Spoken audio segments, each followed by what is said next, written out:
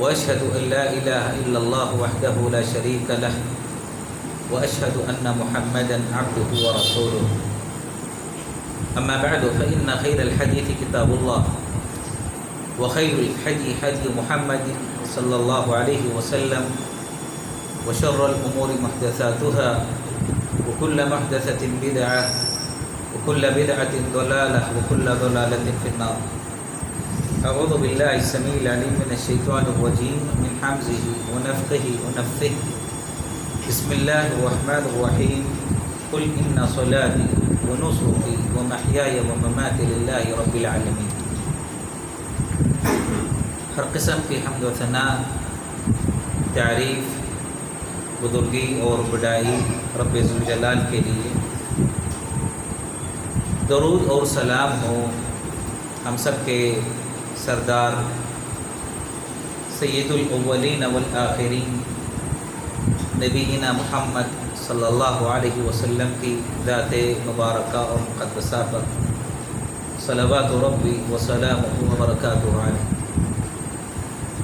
برادران اسلام، قربانی کے ایام آپ جانتے ہیں کہ سب سے افضل ایام نبی علیہ السلام نے ان ایام قرار دیے.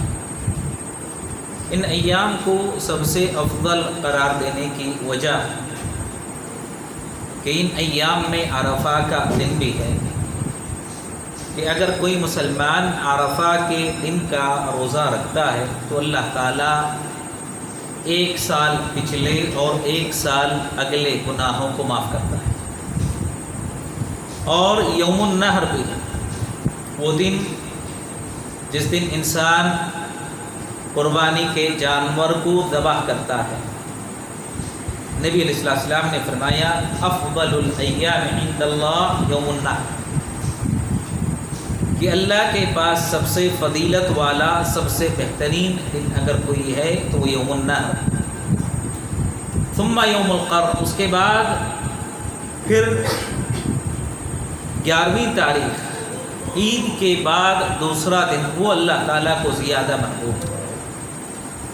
پیارے رسول صلی اللہ علیہ وسلم کی اس حدیث میں صحابی کہتے ہیں کہ دوسرے دن عید کے نبی علیہ السلام نے 5 یا 6 اونٹوں کو ذبح کیا.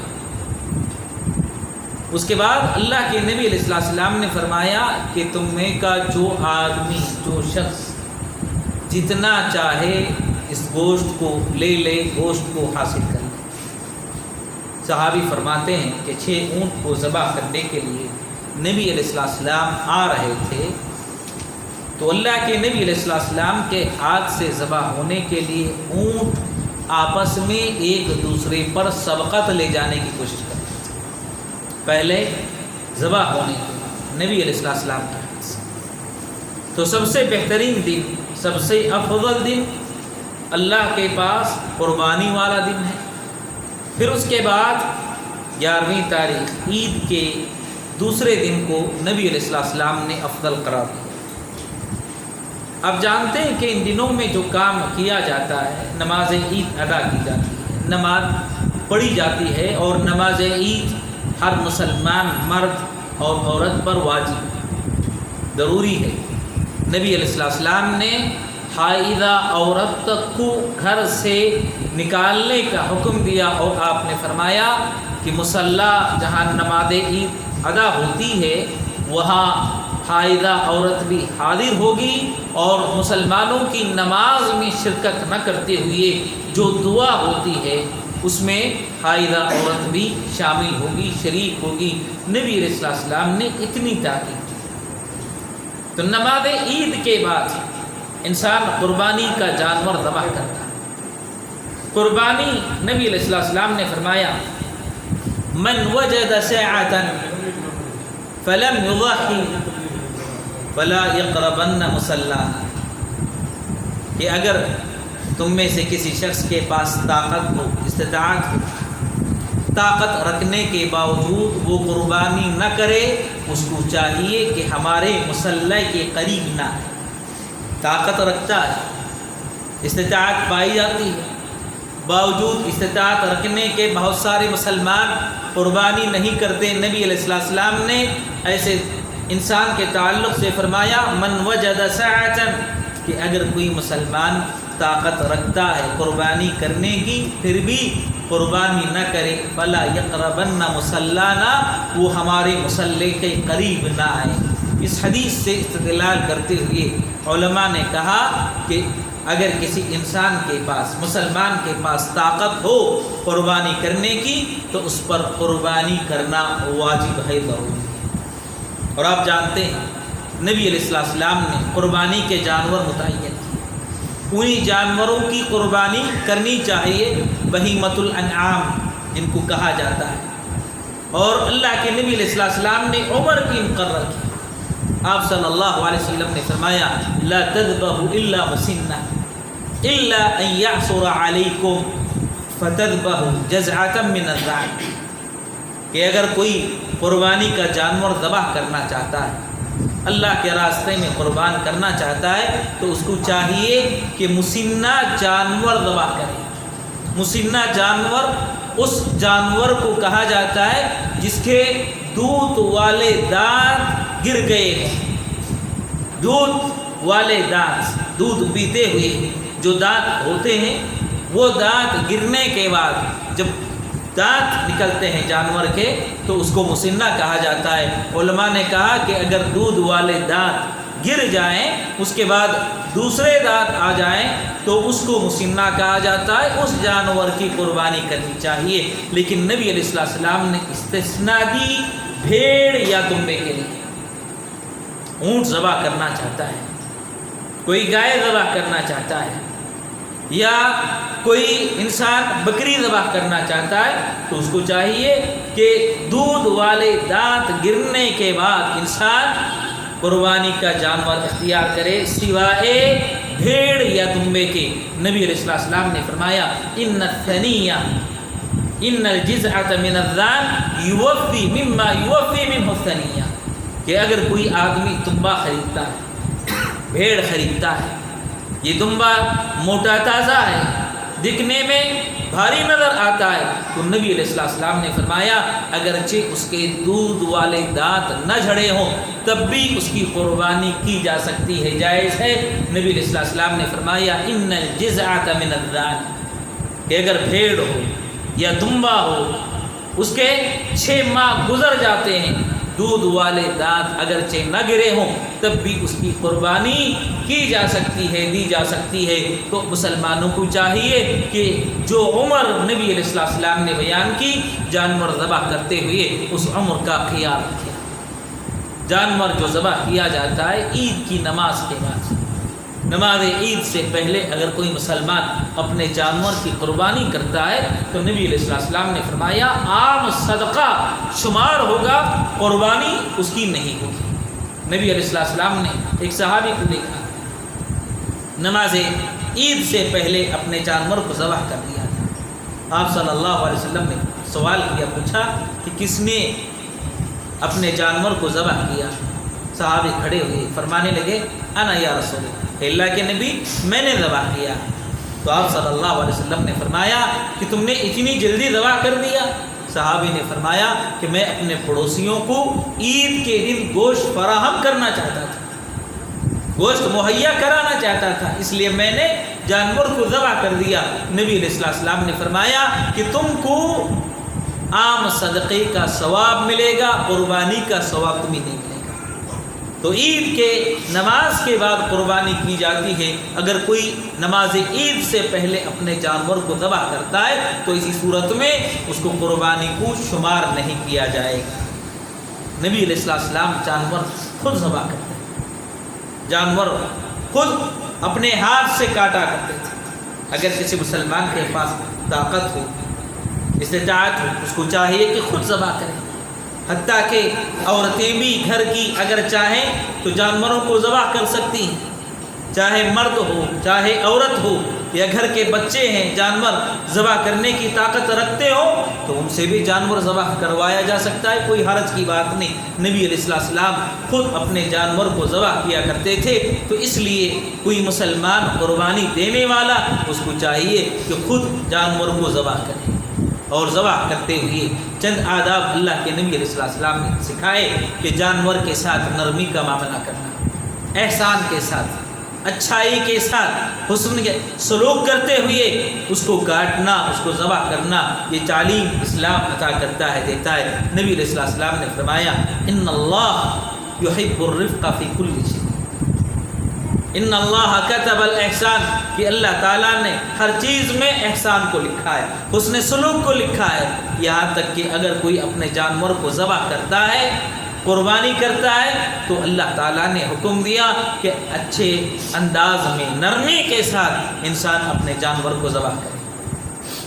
آپ صلی اللہ علیہ وسلم نے فرمایا کہ جب کوئی ذبح کرنا چاہتا ہے اس کو چاہیے کہ اپنی چھری تیز کر لے، تیز کر لے، اس لیے کہ کہیں چھری تیز نہ ہو تو جانور کو تکلیف ہو سکتی ہے کاٹتے ہوئے۔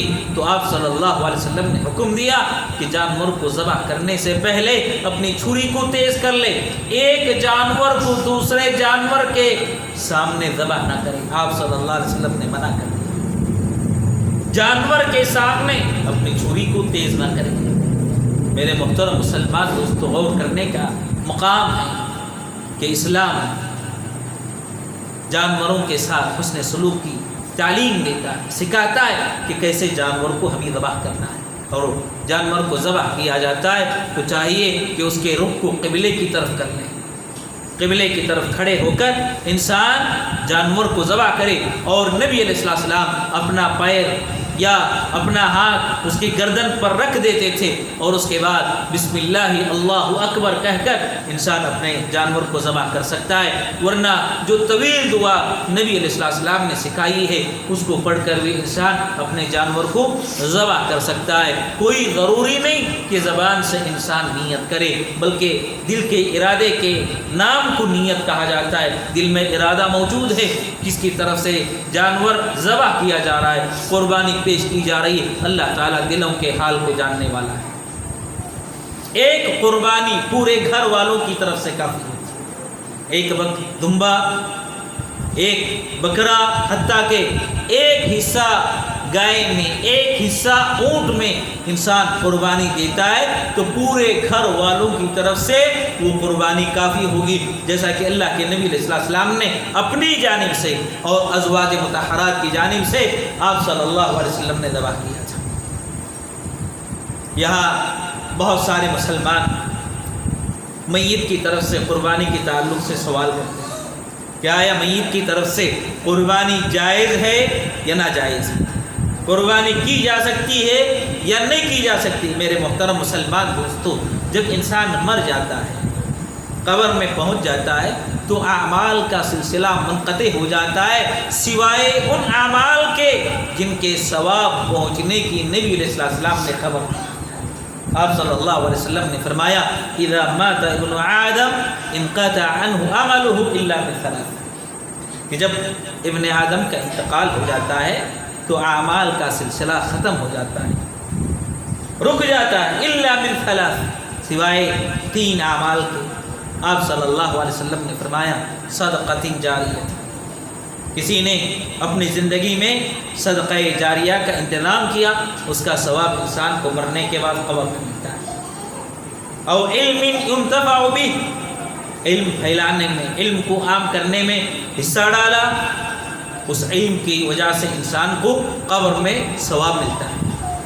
اور ولد صالح یدعو له، یا نیک اولاد انسان نے اپنی زندگی میں چھوڑا ہے، اپنے بعد چھوڑا ہے، جو اس کے لیے دعا کرتی ہے تو اس کی دعا کا ثواب انسان کو قبر میں ملتا ہے۔ انہی اعمال میں سے ایک عمل قربانی، انسان کی طرف سے اگر قربانی کی جاتی ہے، چاہے مرے ہوئے کیوں نہ ہو، تو چونکہ انسان جس طرح صدقے کا ثواب مرنے کے بعد انسان کو ملتا ہے، ویسے ہی انسان کو قربانی کا ثواب بھی ملتا ہے۔ نبی علیہ السلام سے کئی صحابہ نے سوال کیا، پوچھا کہ یا رسول اللہ میری ماں کا انتقال کیا، اگر میں اپنی ماں کی طرف سے صدقہ کروں تو کیا اس کا ثواب ان کو ملے گا، حاصل ہوگا؟ نبی علیہ السلام نے فرمایا کہ ہاں، اگر تم اپنی ماں کی طرف سے صدقہ کرو تو اس کا ثواب مرنے کے بعد قبر میں پہنچے گا، ملے گا۔ تو انسان اپنے ماں باپ کی طرف سے صدقہ خیرات کرتا ہے تو انسان کے کیے گئے صدقے جو ماں باپ کی طرف سے انجام دیا جاتا ہے تو ان کا ثواب مرنے کے بعد انسان کو قبر میں ملتا ہے، حاصل ہوتا ہے۔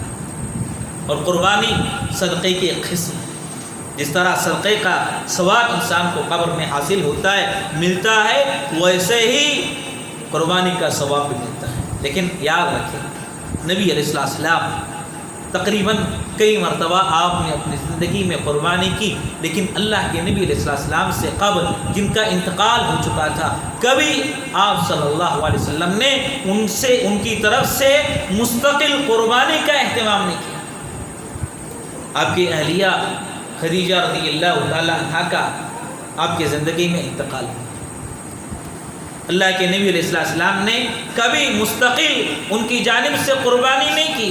آپ کے چچا کا انتقال ہوا، آپ نے ان کی جانب سے مستقل قربانی نہیں کی، بلکہ اللہ کے نبی علیہ السلام نے جب بھیڑ یا دمبا ذبح کیا تو اللہ کے نبی علیہ السلام جو الفاظ ادا کرتے ہیں کہ اللہ اس قربانی کو میری طرف سے، میرے اہل بیت کی طرف سے اور میری امت میں سے جن افراد نے قربانی نہ کی ہو ان کی طرف سے اللہ اس قربانی کو قبول فرما لے، اس قربانی کو قبول فرما لے۔ اس حدیث سے استدلال کرتے ہوئے علماء نے کہا کہ اللہ کے نبی علیہ السلام نے اپنی امت کے ان افراد کی جانب سے قربانی کی جنہوں نے اپنی زندگی میں قربانی نہ کی ہو، تو اس میں وہ لوگ بھی داخل ہو جاتے ہیں جن کا آپ سے پہلے انتقال ہو گیا۔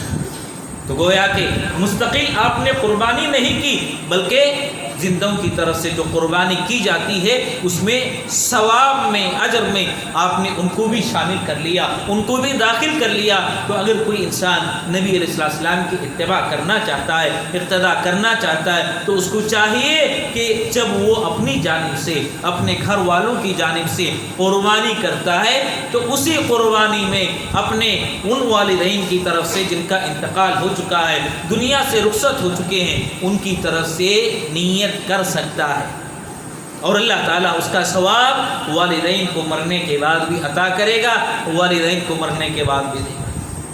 انسان قربانی کرتا ہے، قربانی کا گوشت خود کھائے، رشتہ داروں کو کھلائے اور پڑوسیوں کو کھلانے کا اہتمام کرے۔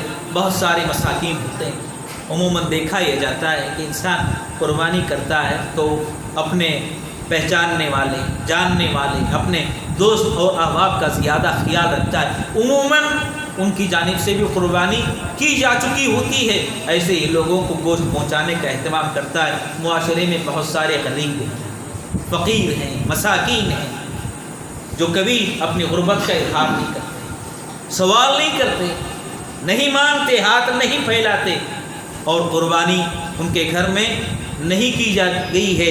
ایسے لوگوں تک یا ایسے گھرانوں تک گوشت پہنچانے کا اہتمام ہونا چاہیے، کیا جانا چاہیے۔ میرے محترم مسلمان دوستو، جن لوگوں نے قربانی نہیں کی ہے، آپ سب سے پہلے وہاں گوشت پہنچانے کا اہتمام کریں تاکہ وہ لوگ بھی عید کی خوشیوں میں شامل ہو سکیں، شریک ہو سکیں۔ نبی علیہ السلام عموماً گوشت کھاتے اور تقسیم کیا کرتے تھے، جیسا کہ میں نے شروع میں کہا، نبی علیہ السلام نے 11ویں تاریخ کو 6 اونٹ ذبح کیے، اور آپ صلی اللہ علیہ وسلم نے اعلان فرما دیا کہ جس کو جتنا گوشت چاہیے وہ حاصل کر لے جائے۔ اللہ کے نبی علیہ السلام کی سخاوت کو، آپ کے جود اور کرم کو ملاحظہ کیا کہ اللہ کے نبی علیہ السلام نے 6 اونٹوں کی قربانی کرنے کے بعد سارے اونٹوں کو آپ نے تقسیم کر دیا، بانٹ دیا۔ تو لہذا مسلمان، اللہ تعالیٰ طاقت عطا کیا ہے، دیا ہے، ان کو چاہیے کہ قربانی کا اہتمام کرے اور مساکین فقراء تک گوشت پہنچانے کا بھی اہتمام ہونا چاہیے۔ بہت سارے مسلمانوں میں ایک غلط فہمی پائی جاتی ہے کہ ہر گھر میں یا اکثر گھرانوں میں قربانی کا اہتمام کیا جاتا ہے، اس کے بدلے میں قربانی کے جو پیسہ ہے، جو روپیہ ہے، اگر اس کو صدقہ کر دیا جائے، بانٹ دیا جائے غربا اور مساکین میں تو زیادہ بہتر ہے۔ میرے محترم مسلمان دوستو، نبی علیہ السلام کے زمانے میں زیادہ تنگ دستی تھی، محتاج زیادہ تھے، فقیر زیادہ تھے، مساکین کی تعداد بہت زیادہ تھی، لیکن اس کے باوجود اللہ کے نبی علیہ السلام نے قربانی کا اہتمام کیا اور کئی اونٹ آپ ذبح کرتے ہیں۔ اس سے اندازہ ہوتا ہے کہ اسلامی جو شعائر ہیں ان کو ادا کرنا یہ زیادہ افضل ہے اس کا مال صدقہ کرنے سے۔ قربانی کا آپ مال صدقہ کریں گے، ہو سکتا ہے آپ کو ثواب مل جائے، اجر حاصل ہو جائے، لیکن قربانی اگر آپ کرتے تو اس سے زیادہ ثواب آپ کو ملتا ہے، اس سے زیادہ اجر آپ پاتے، کیونکہ یہ اسلام کی ایک عظیم عبادت ہے جو اللہ کے نبی علیہ السلام نے کیا اور کرنے کی مسلمانوں کو ترغیب دی۔ تو لہذا جو کہا جاتا ہے کہ مسلمان قربانی کرنے کے بجائے قربانی کے جو پیسہ ہے، جو مال ہے، جو دولت ہے، وہ فقراء میں، مساکین میں تقسیم کر دی جائے۔ میرے محترم مسلمان دوستو، یہ شیطانی وساوس ہے، انسان کو چاہیے کہ قربانی کا اہتمام کرے جیسا کہ اللہ کے نبی علیہ السلام نے قربانی کا اہتمام کیا۔ قربانی دن میں بھی کی جا سکتی ہے، رات میں بھی کی جا سکتی ہے، اور قربانی عید کے دن اور عید کے بعد 3 دنوں تک کی جاتی ہے۔ اللہ کے نبی علیہ السلام نے ان ایام کو ایام اکل و شرب و ذکر اللہ کہا کہ قربانی انسان کرتا ہے عید کے دن، اور عید کے بعد 3 دنوں تک قربانی کی جا سکتی ہے۔